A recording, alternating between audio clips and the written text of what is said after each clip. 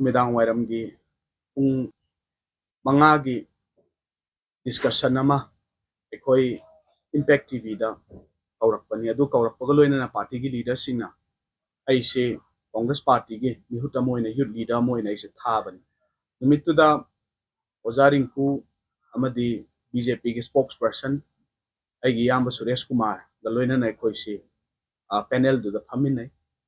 to magi party gi oiba wakhalon ganatantri gi oiba right aduga loina na wakhalon se phongdok chabni phongdok pada last ki part ta kitang second kun nama adwai mukki chang da ibani kitang phone kitang kangkhat nei kari gino hai madudi debate ama oina ibani kangkhat na ki adubu maduda personal oina kem leina banate madu hek loi baga aikoi cha thakmi nei tamoras na toraga cha glass mamam ga thakmi na ki si aina duda hai ayamba personal ga political ga nanaw di kem khanja de ko masi pulap chami na de hoi party ge madalak panina aishu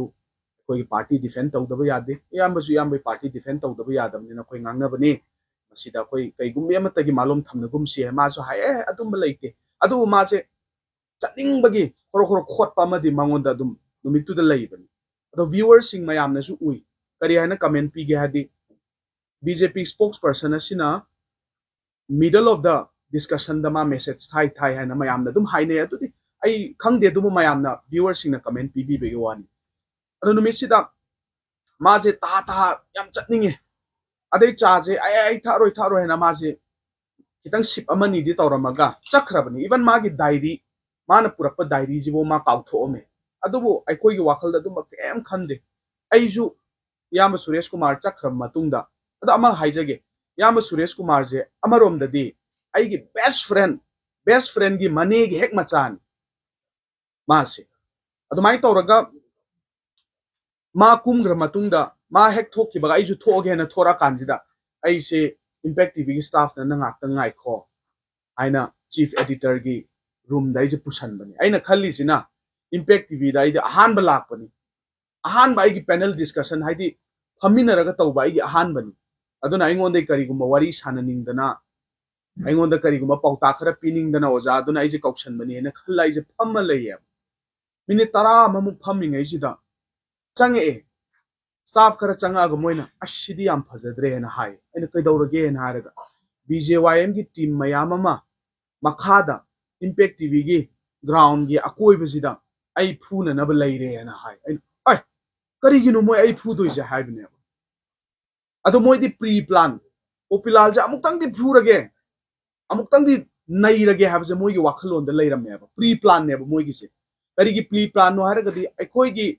ai di mi ju lak pu natte ai di ai gi inao malem hai ne youth congress ki inao amaga lai sem ba hai baga ai gi friend shamananda khoi mari khakta chat pane moi ju tongan na laksa bane ai di adumai tau gani har ga ai ju mi mayam pura ga ngathok chana ba chalam ba yae ba ai di khangdam ne khoi mi amani khak chat minare ado adumai tau je masi makti phajadira kari makti moi pam ba no kari gi no moi smain tau ri je na haira kanjida minute 10 kun khara helap thamma kanjida ai khoi gi city gi youth congress ai yamba ton na phone tawre popilal lao kumdaro kaisu tawraroi lao khoi dum chatminar se hana adu staff sing na ngakang dingai bi ko da na khame adu idi kaisu tawraroi habne na fare dudi chalage oja yam nungai re kai ke oraga su am section na chat ke hana yam basina ai je putharaga khoi mi ahum mari khakta se kumdar akanjida asomgi more dukan lomgi kaino je da gali da gi thorak pani more dukan lomji da thorak kanjida ojike ai gi inau alex ma si chenjalak pane ba ingon tamna moi mi ame ai tamna chenjala man kinna tawrak pani kinna sura kanjida moi khulai su yawi adum bhap ta he khoina kinna surak pujida yamba ton je tawraga naha amani sina ma si ha hau bane muka ade impact tv staff ai thindarak pujina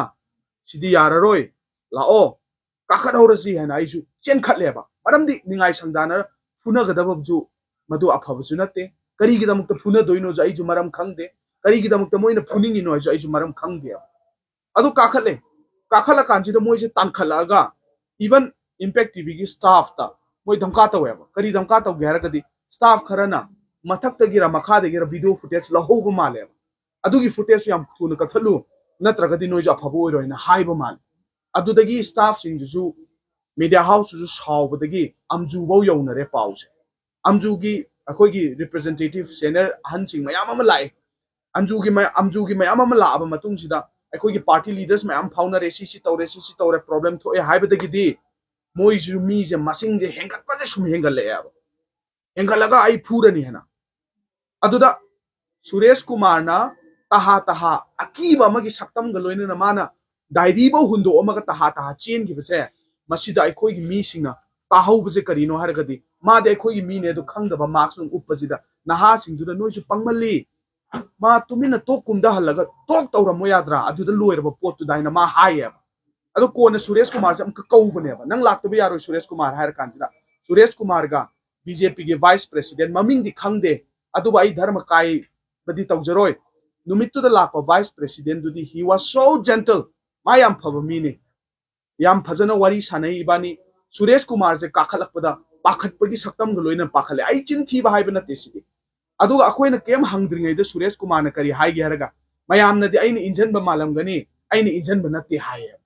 adu di karino akoina Suresh Kumar ni injan lejo haibu natte man oina sindokchare haidi puran bana kokta napi pa haibi phibam da tawsale aba ai wangang di tumina lay adu da ina haibne brother Suresh nasai gi do kaisu problem lay badi natte masida tawrisi ai di khara phajade adu de vice president du jahe brother mayamba mabu Alex haribu nupa macha aina junung sijariba political gi ideology tongan ba leiraga su ai mabudi ai afaba mi amadi oheningi maramdi Alex haribu nupa macha ja hana so ingonda phone ga tawraga namka tawba yam leikhre ba ingonda yamba helmet phajana uppa chatpiyu kaya khudong thiba nangakpadi yai gaina ai gari daga tanarakhiba kaya no yawrabani akhoi gi team jina adumai tawraga numitchida aina phajana haibase vice president brother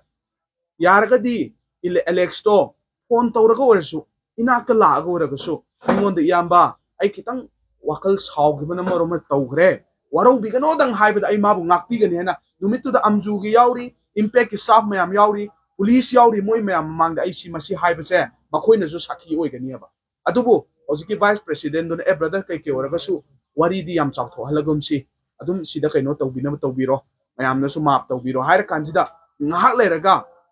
BJYM की president बारिश से लाख बने बारिश से लाए हरे बारिश ला अकान जिदा मा कई कइनो याम हाई आई वाजु ngang de ai khumju khumbi de ai tumina tum lei maram di pre plan tawraga popilal hana na ba tawraga la le na hairaga karino ba ina khumdoise adu ai tumina lei ai sauju saurudre hare wari je loisanaraga baris koi chakre panel da phamba youth congress ki leader ama police na president की quarter बहु Thinley honourable president की personal escort तौर yum बहु थिलक पा हाइबसिबु गणतंत्र चटप लेबाक अमदा तौ हइब थबक ला हाइबनिदा आइसे लंबी द खुदोंग थिबे याय मरम दि मोय की चथरिबा थवोंग सिना आइजे फरक तागिबे याय हने युम बहु थिल्ले एबा मसिने बा खोइने याम किरिस फरे आदा इम्पैक्ट टीवी दु द वारी लोइरे हाइब तारगदी करी की दमकता बारिसना मसागी पर्सनल अकाउंट दगी मकनु मिदांग दुदा किनगी महाउ दो कमाइन तौगे याम हाउरमगनी खुबा की महाउ दो कमाइन तौगे याम नारमगनी करियम नरी तो कईगिनो हाइबनिदा मासु पार्टी अमगी यूथ की प्रेसिडेंट नतब्राबा पार्टी अमगी यूथ की प्रेसिडेंट ओइरगा करीगी दमकता वारी फजना कॉम्प्रोमाइज तौबगी फिबम द लाखरबा पोट अदुदा माना करीगी दमकता अइंगोंदा अदुमाइना तौसली इनो हाइबसिनेबा अइना कइनो याम नंगा इसे अदुदे नोंगालगा खोई पुलिस से कंप्लेंट चले मसी थौंग चथबजिदी नुंगाइते कई के ओरगसु मथंग द पैनल करी का चलम दागे खोई पाव हाइजरके कितंग प्रोटेक्शन पीबीयू कितंग सेफ गार्ड तौबियो हना खोई हाइएबा अदुगु नुमिसिदा यूथ कांग्रेस के प्रेसिडेंट खल्लबा मतुंगसिदा मयाम गा इसे सेलिब्रेट तौमिनदना अतोप तोपा मीडिया हाउस दा बाइट पीदना अदुदे आरके प्रोडक्शन के इंटरव्यू पीदना पुंग तरे ता दौरेबा अदु लोइबदा अदु लोइबदा तादौर मतुंगसिदा खोइ म्याम हराउते यामना खुद सोकनरगा आइजि युम हलकप मतमसिदा अंगांसिंग चाक चा तो लेरमे अंगांसिंग पुंग निपान द चकचाबनी चकचा तो ग स्टडी टाइमिंग दा मोय लाइरिक पाबा हौरे आई युम योरकपदा पुंग निपान कितंग हेले मरमदि युम लाकपदा अस्वाइदसु मी खरा थेंगनै अदुम उनै आइगि मीसिंग हराउना खुद सोकमिनै दुकान दा खोइ हराउना चंगमिनरगा वरी वताई सानर युम योरकपदा पुंग निपान ग मिने कुन्ना द्वाइ तारे आइगि सीसीटीवी फुटेज ना मदु साखी ने अंगांग सिंग लाइरिक पामिनरे लाइरिक पामिनरगा मनाक नकपजिदा लाइहराव बुसु लैबनिना pung tara da tumgadabse pung mapan ga minute yangkhai adwai da angang sing aina changhalle ba ngasi di no minute tara mai tension birage chango aina changhalle changhalla matung da aise gari da aise sum phamaga ngakang potharaga aise phone wari sanaraga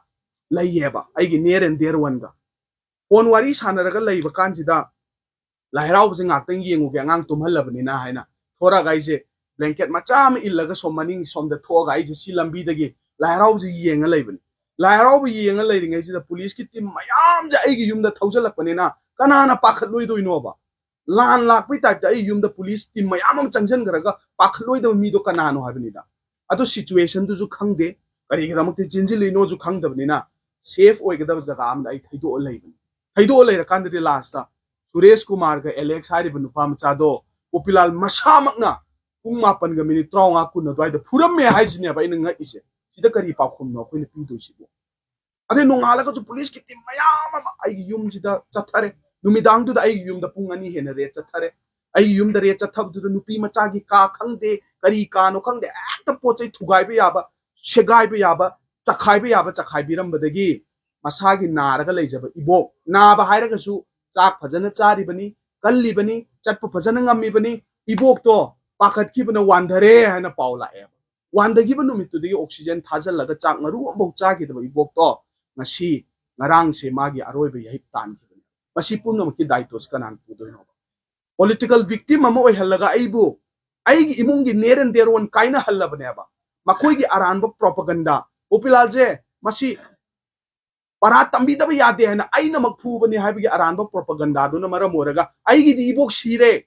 aigi imani ipani hai na sakcha ba aigi ibok to moina sire hatok pire ba masi kanada no ba aina teng thara huji kap to je kanada no ba ibok na nara leiringai da police na hanjan tawra leirabni na ibok ising drop ama bo ai in bangam gi de seba taw bangam gi de maram di tathari ba mayam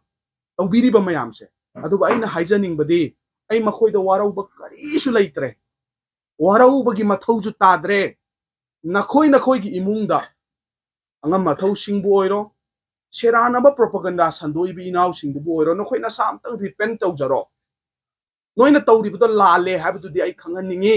ibok ta politics taw banate asi serana na dumba propaganda su sandok bi no ai gi imung siri bani nakhoi gi thong du na maram oraga adu ba ai warau ba gi mathau ju tade wa ju warau de karim ta ai saujade nakhoi gi imung dadi nakhoi gi ima ipa leiriba ichin naw leiriba nakhoi gi leijariba mayam do madudadi noi gi punsi de asium thaudok che thok tabo oisanu haina ai masigi bor se pijari yam thank you aduga ai gi damakta mayam wabiriba ai gi damakta pray to biriba ai gi damakta chen chong dana hotna biribi chilaw mayam busu ai amamam tangoina thagat pangamdraga su ai gi family gi taraftagi aigi layoi karaba iboki awai duna harauna potha jana nabi damakta mayamda hagat chari haiba wahi sesu